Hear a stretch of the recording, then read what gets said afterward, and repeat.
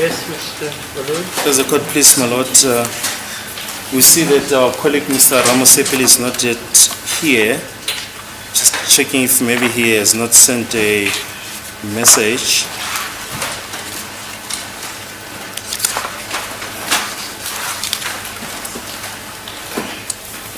No, we don't have any message from him. I don't know if he communicated with any of our colleagues. No, we don't have a message from him. Who got his phone? We do have his Yeah, phone him. telephone number.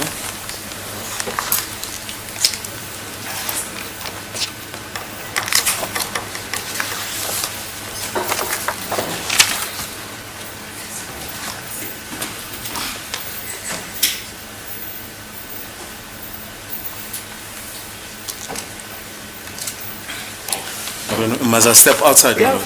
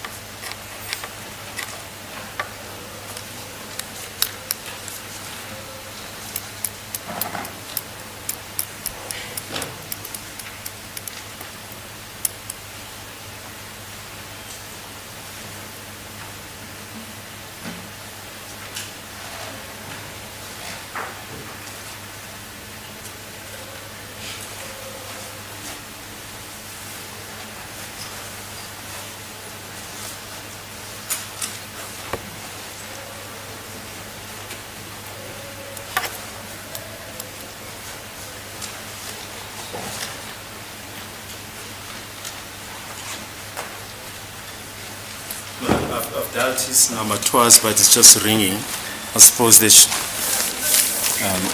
he should be on his way to court. He normally communicates if there's any problem or not.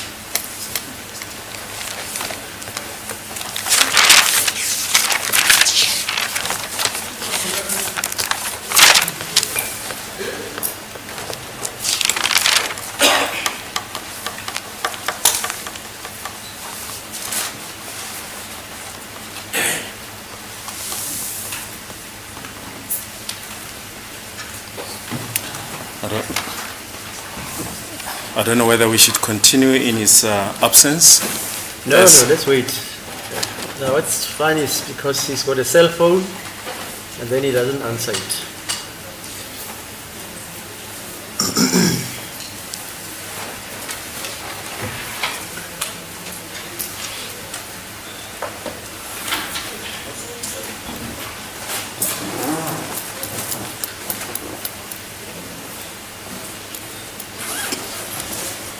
Yeah, Mr. Nxumalo, why? You're smiling. I was just suggesting that maybe if we adjourn. Here he is. Oh, he's here.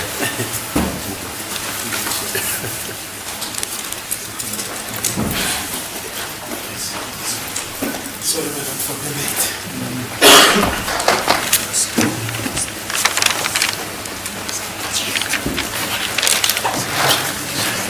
Okay, we can commence. As a court, please, my lord, just before Advocate Nxumalo commences, there's something that we want to correct, Yeah. and that pertains to Mr. Ramosepeli. We haven't had the opportunity to take up this matter with him. Yesterday, he put it to the witness that Lieutenant Colonel Sireo peer-reviewed test bullet 5 and 9 to see if he found the same marks that Lieutenant Colonel Mangena found. If the impression has been created that Lieutenant Colonel Mangena arrived at a positive identification based on TB5 and 9, there is not his evidence. His evidence was that he looked at all the test bullets and came to a conclusion of positive finding based on all the test bullet, but he selected test bullet 5 and 9 for the purpose of compiling code charts. We just wanted to contextualize I that. understand it, Mr. As the court pleases, my lord, maybe it may have been in the moment of my cross-examination, but that's how I understood Mr. Mangena to be saying that he tested all 3 to 10, but having looked at them all, he preferred 5 and 9 for his comparison. So we are at idem with the state. But not only that he looked at them, but he positively connected those bullets to the evidence bullet. Yes, correctly so, my lord. Okay, fine, yes, unless we agree. The record will show that. Thank you.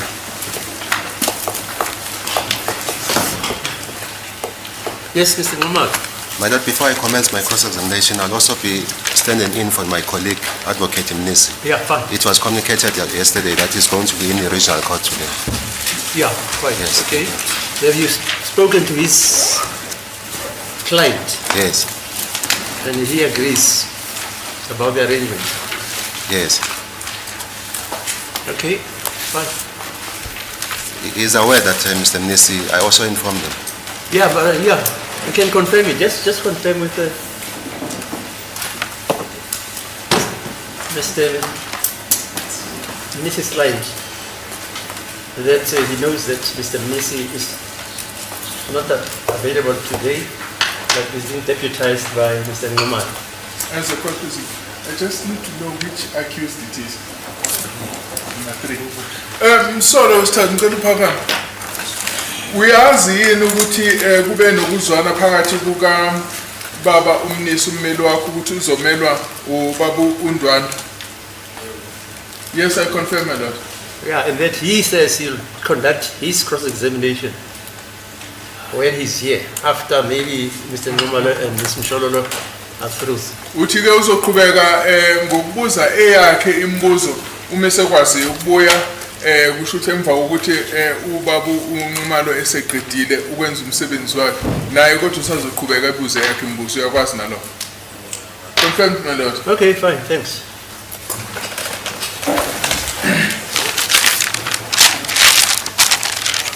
Lieutenant Colonel, I just want to confirm or commence my cross-examination by asking the following questions.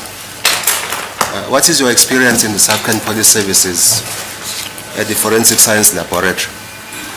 Can you please repeat the question? What is your experience in the South Police Services in the Forensic Science Laboratory? Trage yini experience sakho esiphoyiseni nase forensic laboratory in the forensic science laboratory asiphoyiseni?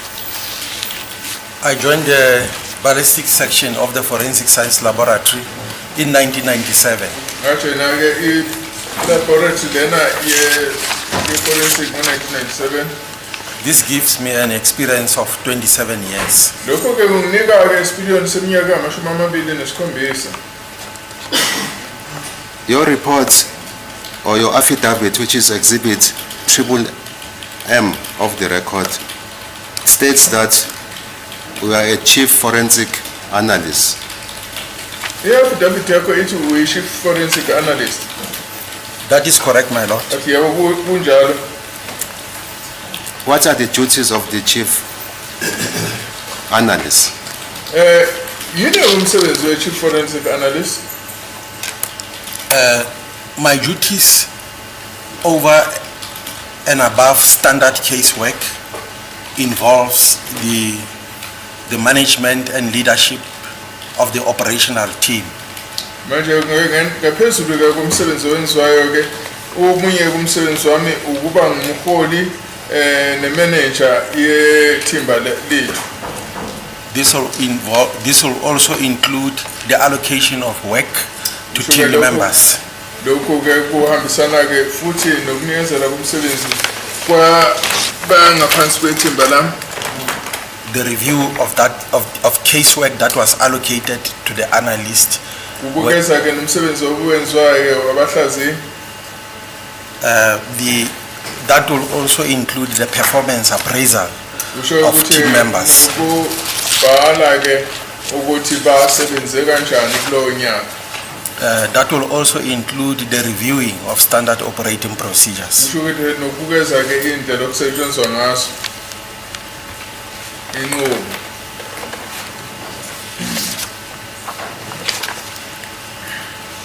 Your report, Lieutenant Colonel, further details that at paragraph 2.3.22, it details the following. And I quote, that I've been trained in the operation of the integrated ballistic identification system Uthike lapha ngaphansi kwa-2.3.22 ukuthi ngiqeqeshiwe ekusebenziseni ke i-integrated ballistic identification system. Shutheke umshini osetshenziswayo ukuhlaziya izinhlamvu.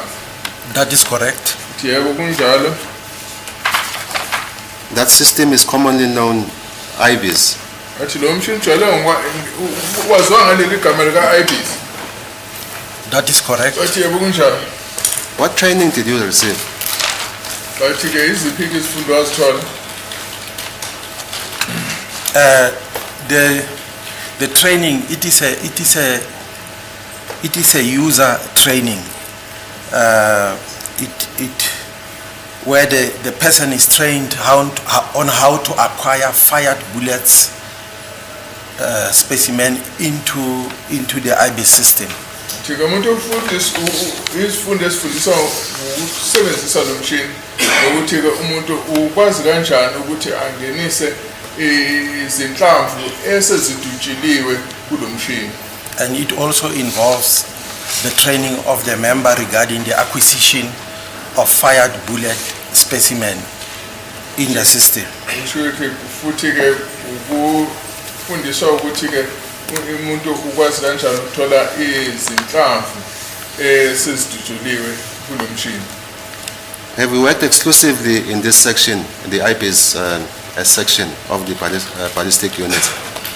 Tona usenza kule section le ye-IBIS kuphela. Currently, I'm at the ballistics analysis subsection. Hayi manje ke ngala ngaphansi kwalabo abahlaziya izinhlamvu. IBIS analysis is also a separate subsection, but both are following under ballistic section. Nje i-IBIS ke elinye iqembu lelo kodwa umabili lamaqembu angaphansi kwe-ballistic section. Have you worked under this section, the IBIS section of the ballistic unit?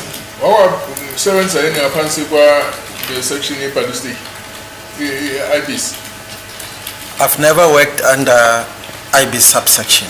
Ngikaze ngisebenze ngaphansi kwe-IBIS subsection. However, what I can state is that I did, during the course of my career, acquire some test and exhibit specimen into the system.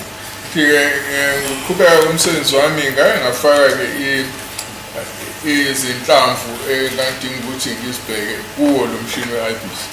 And that was before IBIS became an autonomous or an independent subsection. Lokho ngakwenza kungakabi-ke isikhathi sokuthi behlukane i-IBIS ibe yi-subsection ezimele. What exhibits or samples are acquired by the IBIS system? Umaphi ama-exhibit athola ku-IBIS? IBIS acquires all bullets from the crime scenes. I-IBIS ke ithola zonke izinhlamvu eziphuma ke endaweni yesigameko.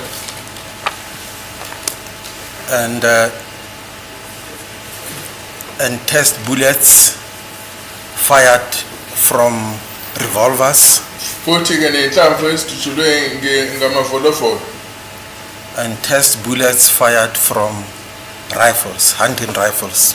futhi ke nenhlamvu ezivela kulezi ibhamu ezinkulu zokuzibungela. It also acquires all cartridge cases collected from the crime scenes. Futhi ke namagobolondo avela endaweni yesigameko wonke ke nawo iyakwazi ukuthi iwathathe. With respect to test cartridge cases, Ngisho ukuthi ke masibheka ke amagobolondo la akuhlolwa ngawo. Cartridge cases from pistols we acquire cartridge cases from all firearms. Futhi ke umshini lo ukwazi ukuthatha wonke amagobolondo aphuma kuzo zonke ibhamu. But the bullets we acquire bullets from revolvers, Kodwa ke inhlamvu ke zona kuthatha inhlamvu ezivela kumavolofolo. and rifles, as I have indicated. Futhi ke na kulezi ibhamu ezinkulu njengoba eseshilo. Including all bullets from the crime scenes. Futhi ke nazo zonke inhlamvu ezivela endaweni yobugebengu. Lieutenant Colonel, what do you mean when you say it acquires bullets from revolvers? Umuntu ke ithola ke inhlamvu ezivela endaweni yobugebengu isikhathi ukuthini. I did not get the question. What do you mean if you say it acquires bullets from revolvers? Revolvers would be a .38, inclusive of a .38. Umuntu ke ithola ke inhlamvu evela kumavolofolo ichaza ukuthini.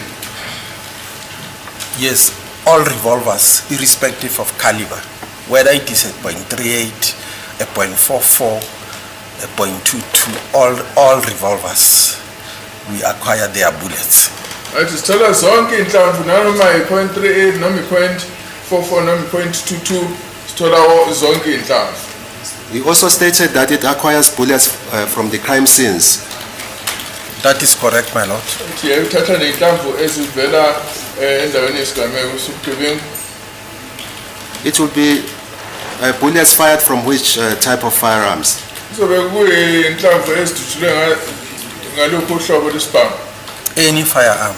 Noma isiphi isibhamu. Is that still the position to date? Namanje kusasetshenzwa kanjalo yini? That is still the position in practice. Yebo, kusele ndlela esenza ngayo. I might not be able to give specifics like details because I'm not working at that subsection Ngoba currently. ngisasebenza kuleyo subsection angeke ngikwazi ukuletha imininingwane.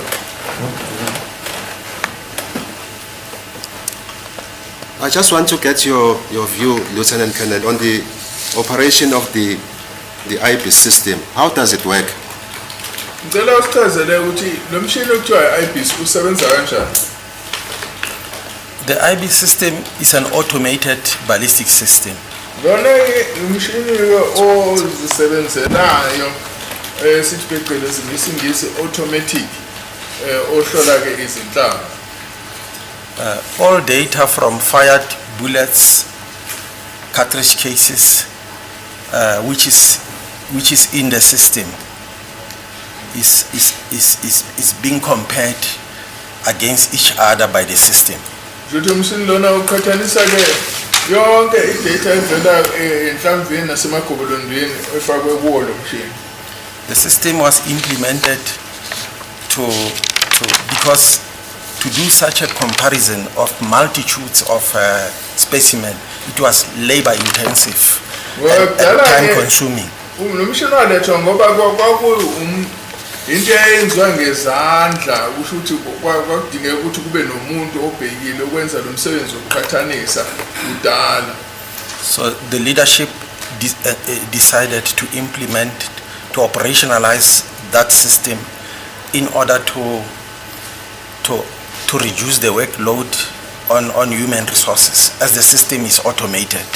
Manje ngoba lo mshini lona uyasebenzela ungadingeki ukuthintwa umuntu uyisebenzela bese beletha ke lo mshini ukuthi wenze lo msebenzi okwenziwa abantu ukuze baphungule ukusebenza kwabantu kulo msebenzi wokuqhathanisa. And to accelerate the comparison, the continuous correlation and comparison. Futhi ke nokuthi ke ukuqhathanisa lokhu kuzokwazi ukwenzeka ngesivinini esikhulu. So when the system picks up a possible heat, we call it a possible lead. The case files from which those specimens originate are drawn, so that that possible lead can be verified, can be confirmed by a human being. Makuthi ke kukhona umkhondo utholayo mayelana namakhesi athize iyakwazi ukuthi wakuyise ukuze kube nomuntu ozowabhekisisa. Who will normally be a forensic analyst. Lo muntu ke ngenjwayelo kuye kube i-forensic analyst, umhlaziyi we-forensic. And then when the heat has been confirmed, he will issue a report in that respect. Manje kuma ukuthi khona okugcine kutholakele uzokhipha ke umbiko mayelana nalokho.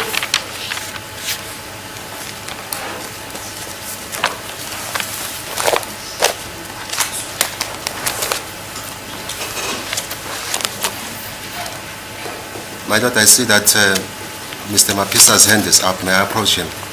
Yeah, fine. Thank you.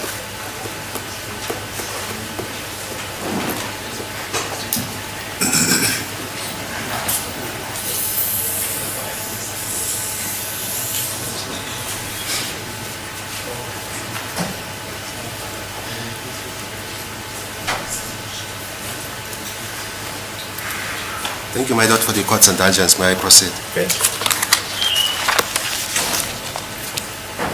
Lieutenant Colonel, the background of the follow-up questions will be as follows.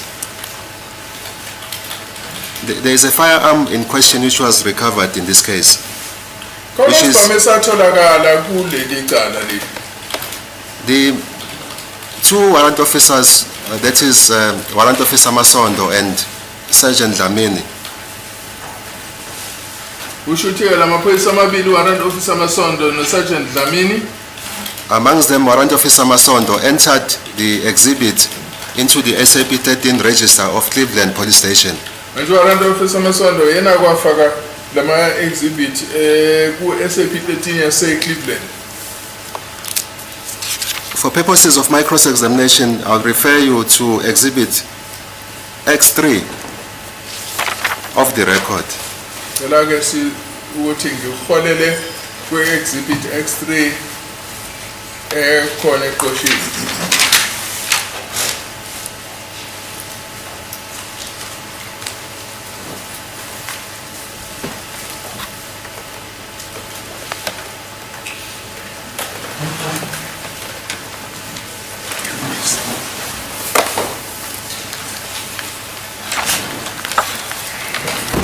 The exhibit, which is a 9mm parabellum,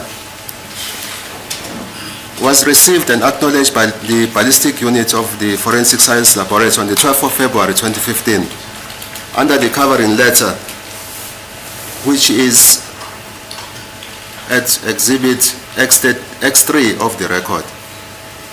Le 9mm parabellum yaletha umhla 12 February 2015 yabhalwa ngaphansi kuka X3. Do you see, Lieutenant Colonel, the acknowledgement of receipt as well as the letter I'm referring to? That is correct, I can see it. It says, the letter reads as follows: an application for ballistic and forensic analysis of the firearm as per Cleveland case 96 of 2015 and SAP 96 of 2015. Forensic bag seal number FSE 385083 and lab number 26766/15. lapho isicelo sokuthi kuhlolwe nokuhlaziywa kwesibhamu esingaphansi kwaleli cala Cleveland Case 96 of 2 of 2015 and SAP 96 of 2015. At point number 1, it reads as follows: 1 times pistol black in color in forensic bag seal number FSE 385083, 1 magazine and 28 rounds, and forensic bag number PA 600 1755815, compared to this lab number 26766/15. Twaye isibhamu esisodwa simnyama esikulesi sikhwama esinikwe le number FSE 385083 and nemagazine nenhlamvu ezama-29 esiku-forensic bag PA 500 1755815. Kuthiwa cela ukuthi kuqhathaniswe nale lokho okunikwe le number ulab number 2676 ayibonakali ke number yokugcina lapho bese /15. To kindly analyze the exhibit in order to determine whether the ammunition, firearm, and magazine are in an actual fact able to work, and compare if there is any linkage with the above mentioned items. Ngicela ukuthi nihlaziye le exhibit etholiwe ukubona ukuthi lezi inhlamvu nesibhamu kuyinhlamvu ezikwazi ukusebenza yini, and kusiqhathanisa nokuhlola ukuthi kukhona yini umkhondo eziwukhiphayo mayelana naloku kula ngenhla. 3. Ballistic examination, who is the right owner firearm as serial number is found off, and what is the correct serial number.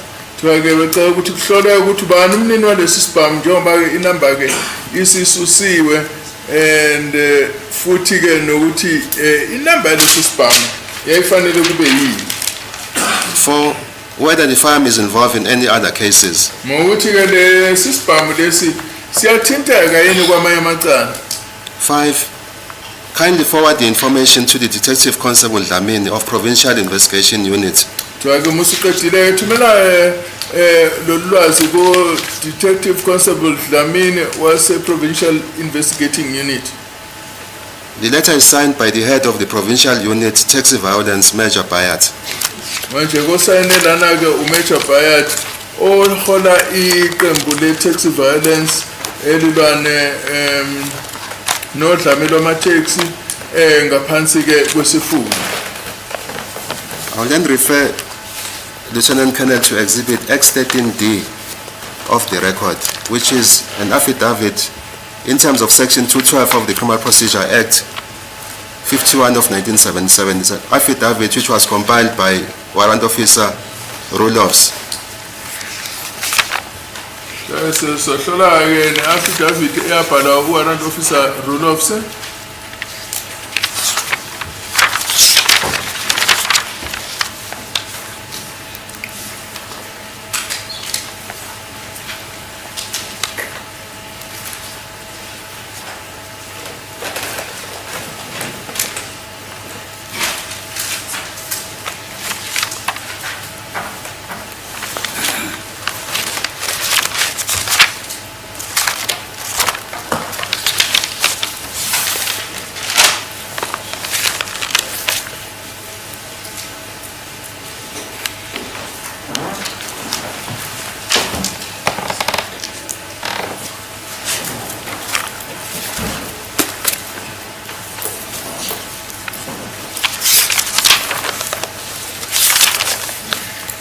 On page 3, Lieutenant Colonel, paragraph 3 of Exhibit X13D, that is an affidavit by Warrant Officer Rulofs.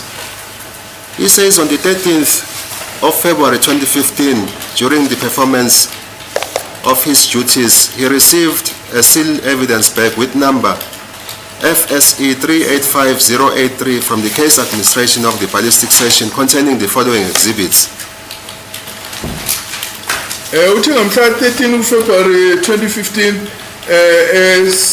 sesemsebenzini wathola isikhwama esivalisiwe esinenamba FSE 385083 esivela kwa case administration ya kuseku ballistic station eyayinalokhu ngaphakathi. 3.1 one 9mm parabellum caliber CZ model 75 semi-automatic pistol with serial number obliterated and marked it 34369/15 and 1 magazine. Uthike lapha u-3.1 wathola isibhamu so esi-9mm parabellum esiwuhlobo lwe-CZ model 75 esizishintshayo futhi ke esinenamba lena eyayisisuliwe wasimanga ukuthi izoba u-34369/15 and futhi ke kwakune magazine eyodwa. 3.2 18 9mm parabellum caliber cartridges not marked. Uthi ke wathola inhlamvu ze-9mm parabellum ezingamakiwe eziyishumi nesishiyagalombili. 3.3 10 9mm short caliber cartridges not marked. Wathola nama short caliber cartridge e-9mm ayishumi angamakiwe. At paragraph 6, Lieutenant Colonel, he says the following: I examined and tested the pistol mentioned in 3.1 and found 6.1, the pistol mentioned in 3.1 functions normally without any obvious defects. Uthi ngasihlola ke leso sibhamu esiku-3.1 ngathola ukuthi leso sibhamu esiku-3.1 siyasebenza futhi asina lutho olukhombisa ukuthi singabe siphukile. 6.2, ammunition used for test purposes were marked as 369TC1 and 369TC2 on the cartridge cases, and 369TB1 and 369TB2 on the bullets were fired in the pistol mentioned in 3.1. Uthi-ke iy'nhlamvu ezasetshenziswa-ke ukuhlola ngazo zabakwa ngokuthi 369TC1 no-369TC2 kusho ukuthi kumagobolondo futhi-ke waba u-369TB1 no-369TB2 kusho ukuthi iy'nhlamvu-ke lezi ezadutshulwa ilesi sibhamu ekukhulunywa ngaso ku-3.1. At paragraph 10.2, he states the following: on the 18th of February 2015, the tests mentioned in 6.2 were sealed in an evidence bag with number PA 500 1551419 and filed in the case file with lab 34369/15. Uthi-ke ngomhla 18 February 2015 lama test la khulunywa ngawo ku-6.2 afakwa avelisiselwa esikhwameni esiwu PA 500 1551419 and ke ayeseke efilwa ke kule case le lab 34369/15.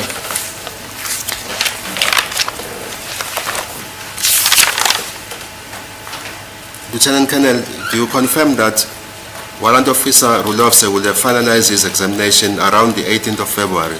Yavuma ukuthi Warrant Officer Rulofse wayeyobe seqedile ukwenza umsebenzi wakhe ngomhla 18 kuFebruary. I agree. Yavuma.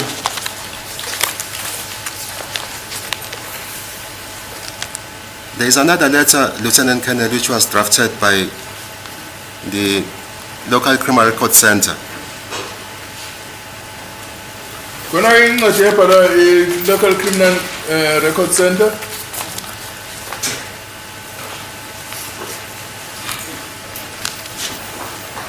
The letter accompanied the exhibit which were retrieved from the scene to the ballistic unit.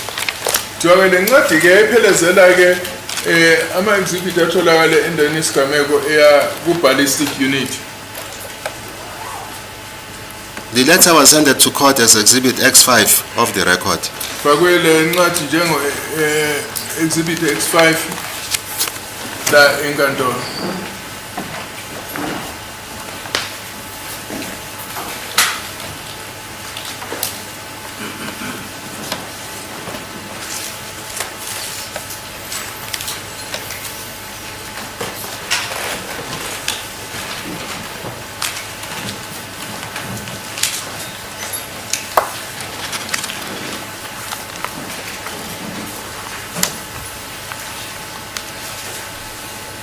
the 27th of October 2014 at 00 hours 20 minutes, Constable Mosia arrived at the scene and found the following exhibit. Exhibit A1, it's a bullet jacket from the kitchen floor collected, packed and sealed in an exhibit bag PA 500 1499210.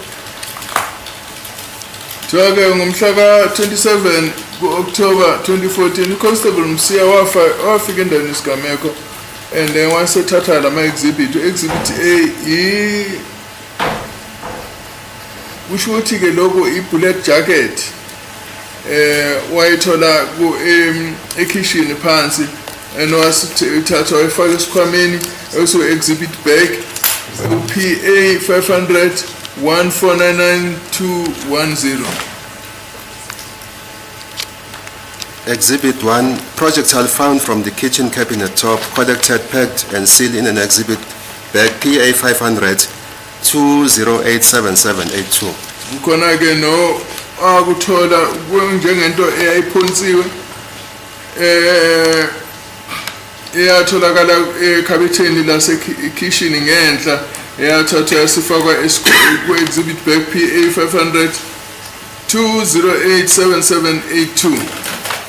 The forensic exhibit bag number PA 500 1499210 and PA 500 2087782 were all sealed in a forensic exhibit bag number PA 5000 342715J. Toilet exhibit bag PA 500 1499210 no PA 500 2087782 zonke zafakwa esikhwameni esivalisisekayo PA 500 0342715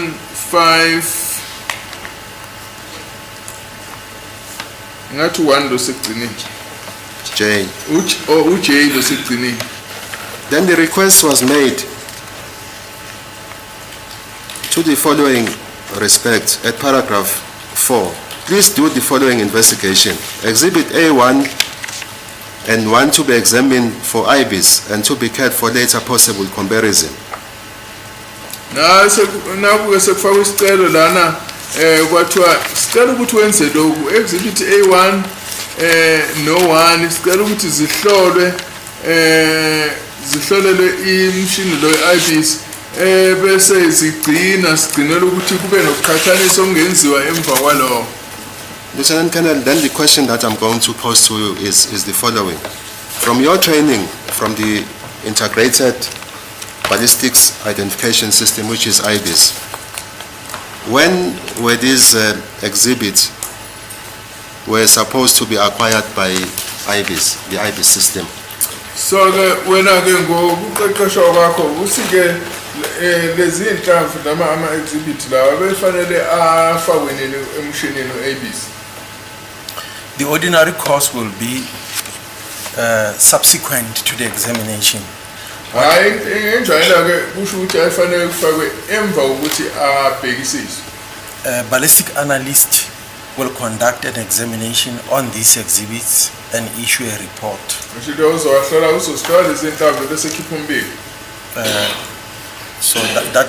So the exhibit will then be handed over to IBIS or kept in the case file, which will be handed over to IBIS for acquisition. So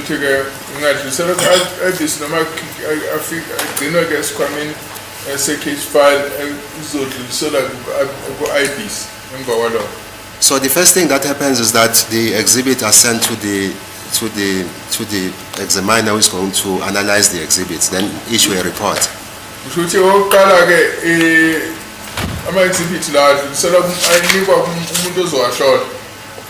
That is correct. The exhibits are will be examined by a ballistics analyst who is situated at ballistics analysis.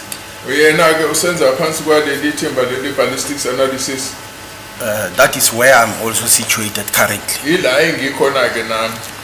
From there on, the exhibit, the case file will be handed over to IBIS subsection. Emva kwaloko ke case file izodluliselwa kule subsection yakwa IBIS. Where now the bullet will be acquired on the IBIS system. Lapho ke inhlamvu lana isizofakwa emshinini lo IBIS. So the first examiner, when he examines the exhibit, what does he do? For what purpose is he examining the exhibit? Manje lo hlola ke lezi inhlamvu oqala usuke enzani usuke hlola.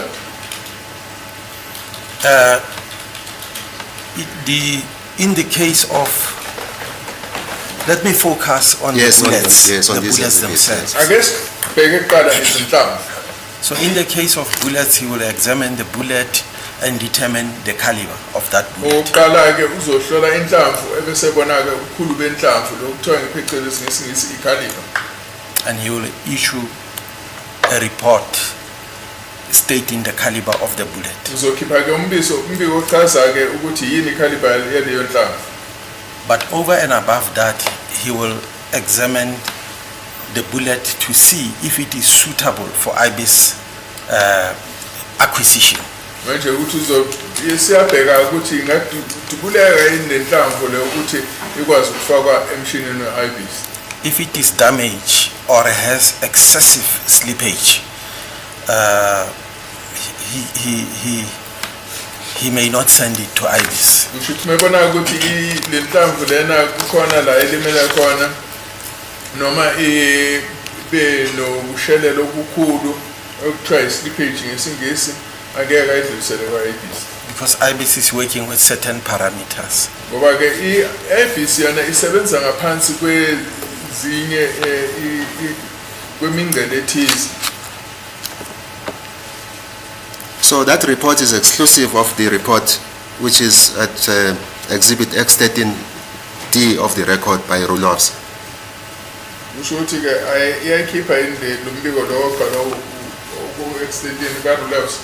So I mean, Lieutenant Colonel, that report you are referring to is exclusive of the report which was issued by Warrant Officer Ruloffs as per Exhibit X13D. Kusho ukuthi lo mbiko lo awufaki yini lo mbiko ka-Ruloffs. The way I see it from the documents that have just been supplied to me now, Yes. Ruloffs received a firearm in a different case. Ngendlela engibona ngayo la uRuloffs yena wathola isibhamu esihambelana nelinye icala. So his examination will be based on the mandate from that particular case. Kusho ukuthi ukuhlola kwakhe ke kuzoholwa ukuthi yena wayecela ukuthi enzeni kule linye So he will issue a report separate from the one of this case. kusho uzokhipha umbiko wehlukile kulo mbiko waleli cala.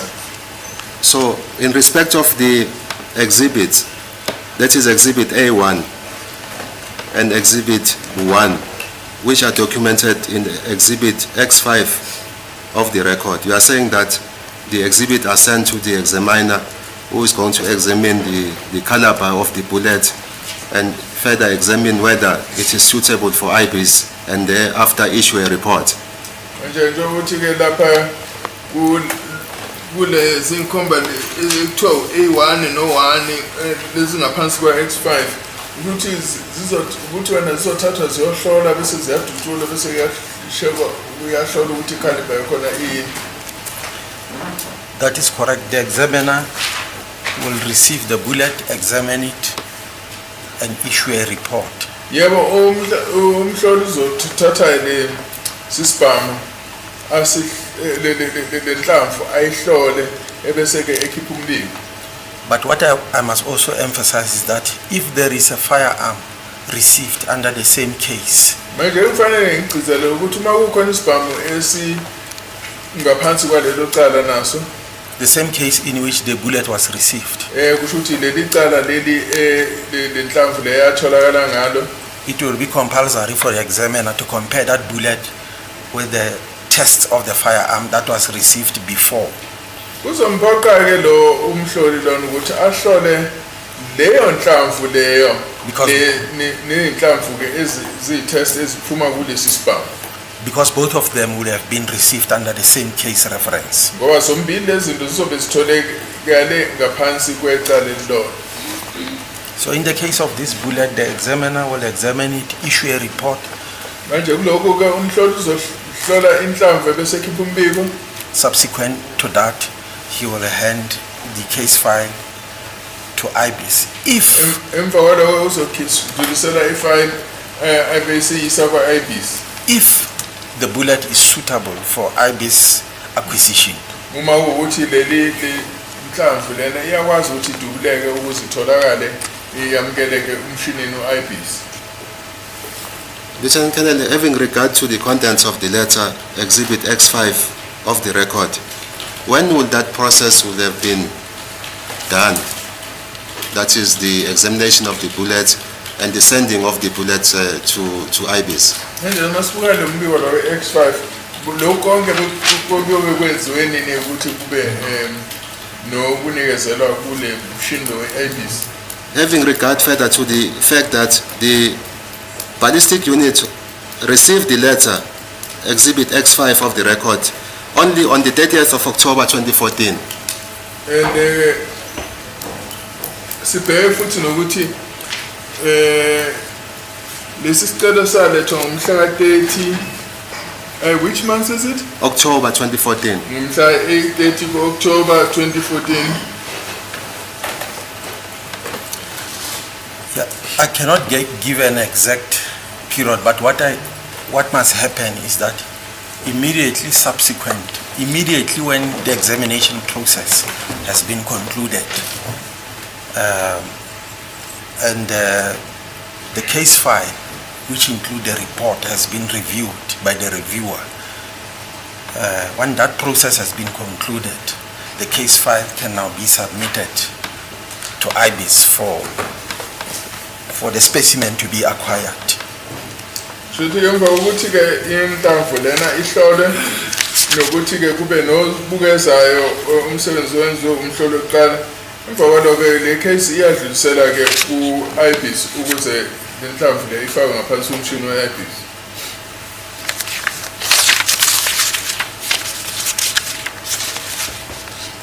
Your affidavit, Exhibit M,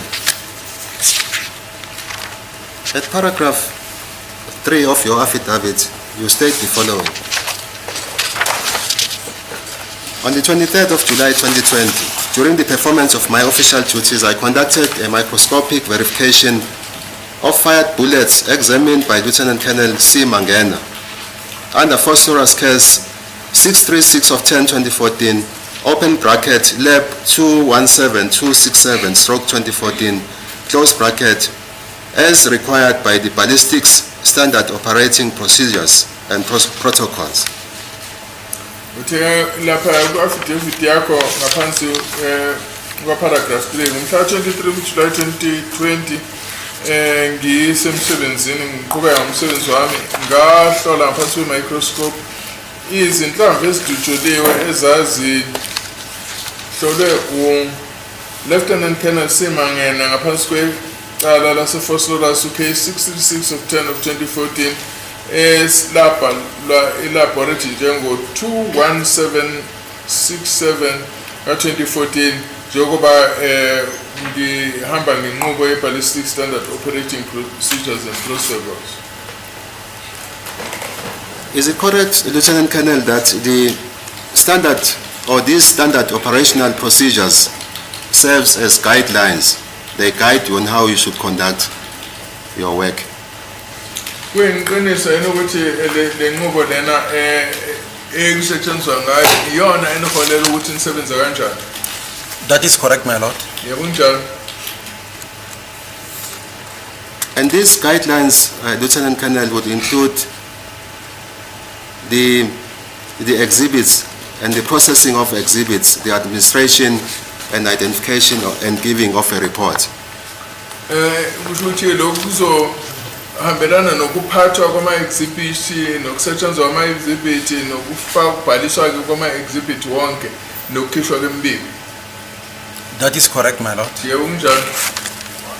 On the issue of the IBIS system, for instance, we have narrated that when the exhibit are sent to the ballistic unit,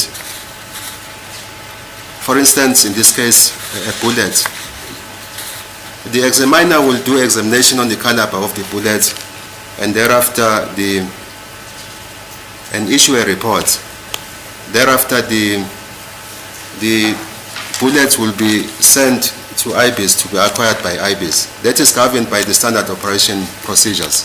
Kushuthi le nqubo lena futhi ke igcizelela ukuthi kusetshenzwa ngendlela ukuthi umhloli ufanele athathe inhlamvu ahlole ukuthi yini caliber leyo nhlamvu kushuthi ubukhulu benhlamvu emva kwalokho bese idlulisela emshinini u-IBIS ayifaka kona.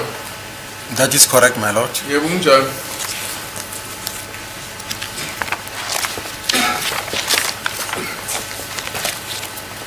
During the period of 2014, 2015, was this system, the IBIS system, operational? Ngeminyaka yako 2014 no 2015 i-IBIS yayisebenza. I cannot recall, my lord, because there was a time where the system, the operation of the system was suspended for a very long time. Angisakhumbuli ngoba ukusebenza kwalo mshini lo kwake kwamiswa isikhathi eside. As a result of contractual issues, but I do not have the details, final details of that. Ukumiswa kwalo mshini lo kwenziwa ke inkontilaka nale zivumelwane abanazo nalaba abenzi bemishini kodwa asakhumbula ukuthi impela kwakuyisiphi isikhathi. But that was just a suspension. Nokwakumiswa kancane nje lokho. After the issues were resolved, the system was brought into operation again. Emva ukuthi ke zonke ke inkinga ezazikhona zixazululwe umshini waphinde waqala ukusetshenziswa. At the time, Lieutenant Colonel, when we were in the forensic science laboratory, was there a period when a decision was taken that the IBIS system will only acquire cartridge cases fired from the 9mm pistols? Kwaba isikhona isikhathi la kwathatha isinqumo sokuthi ke i-IBIS system izosebenza kuphela amakhomulundo ezinhlamvu eziwuhlobo lwe-9mm.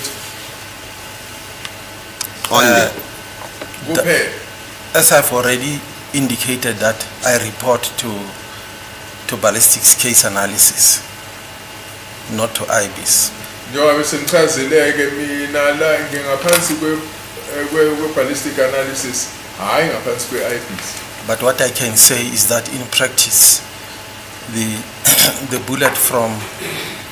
bullets which are acquired are from revolvers, rifles, and all bullets from the sea. Engakusho ukuthi ke ukuhlola inhlamvu ezivela kuma volovolo ibhame enkulu nawo konke okuvela endaweni yesigameko.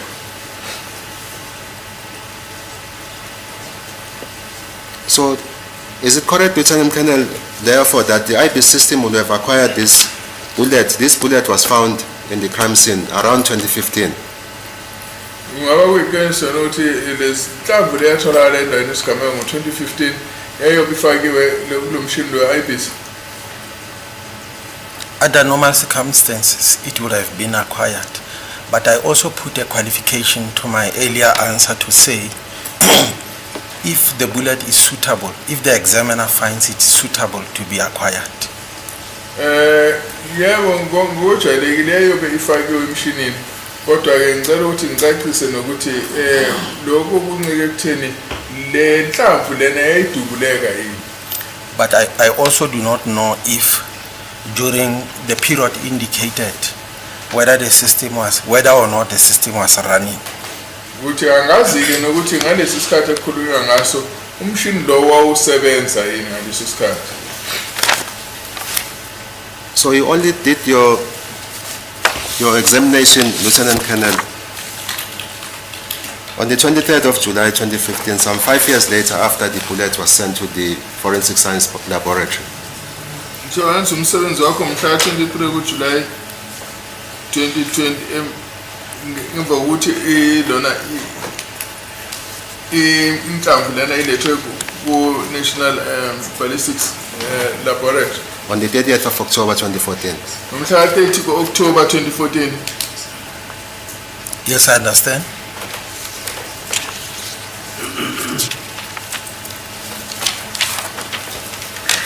I just want to get more information, Lieutenant Colonel. There is another exhibit. It's exhibit LLL4 of the record.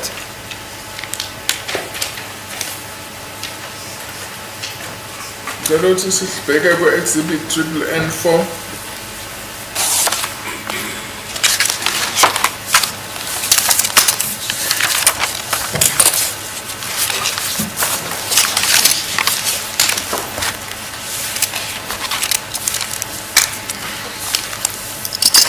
I must state, Lieutenant Colonel, before you proceed to the report, that we are not finished as the defense with the report that you referred to. The report on the caliber of the bullet, as well as the report on the IP system of the bullet.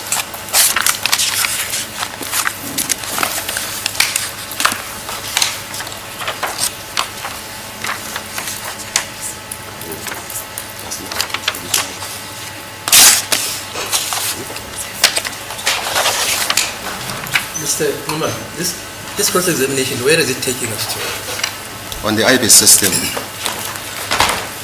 He says he received training, my lord, on the IB system. In relation to this case and in relation to this witness, because this witness only comes in the verification stage. The evidence you want to elicit from him, you should have elicited it from Rulofs. I did, my lord. So you're again repeating it with this witness? Yes, to all witnesses, as part of my cross-examination.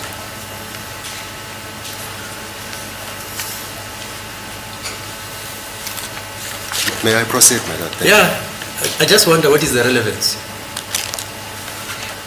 Because we've been here for 30 minutes. It will assist me in the conduct of the case later on.